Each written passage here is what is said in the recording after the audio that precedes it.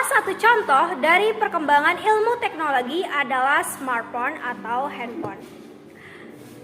Saya akan menjelaskan bagaimana alat ini berkembang dari masa ke masa hingga sekarang.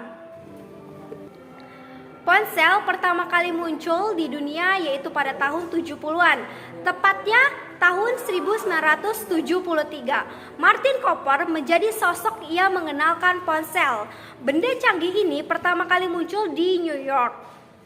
Ponsel pertama bobotnya terlalu besar, bisa mencapai 1 kg dan tidak fleksibel untuk dibawa kemana-mana. Lalu setelah 10 tahun muncul generasi baru yang sudah dilengkapi antena berbahan plastik tapi hanya untuk sebagai pemanis. Walaupun sudah mengalami pembaruan, namun ponsel ini masih memiliki bobot yang cukup besar sehingga masih sulit untuk dibawa kemanapun. Lalu pada tahun 90-an muncul kembali ponsel yang lebih canggih yaitu Nokia, yang bisa melakukan panggilan telepon dan mengirim pesan singkat berupa SMS.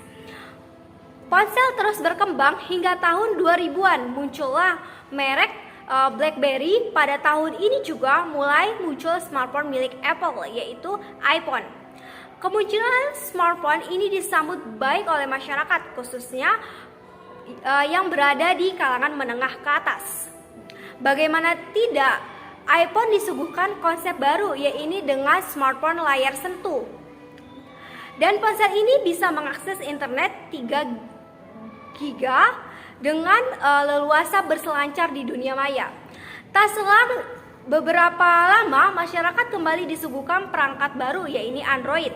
Tapi awal 2010-an BlackBerry naik nama dan banyak warga Indonesia yang menggunakan ponsel tersebut, tetapi tidak bertahan lama. Banyaknya smartphone dengan konsep layar sentuh, masyarakat yang dulu menggunakan BlackBerry beralih menggunakan perangkat berbasis iOS atau Android.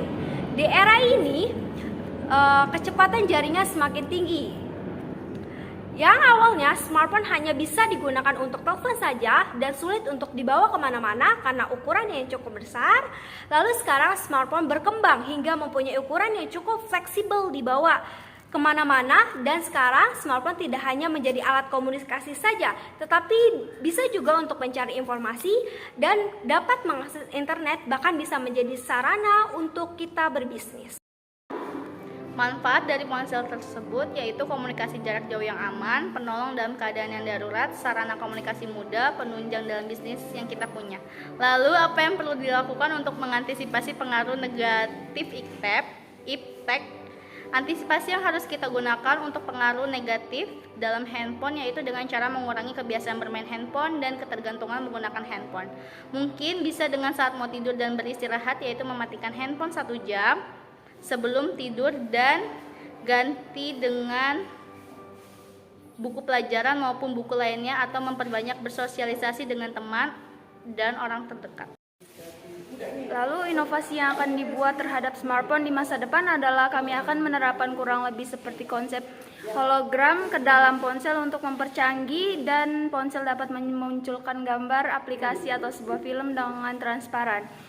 Konsep hologram bisa dapat memperlihatkan kecanggihan yang belum pernah dilihat sebelumnya di sebuah ponsel.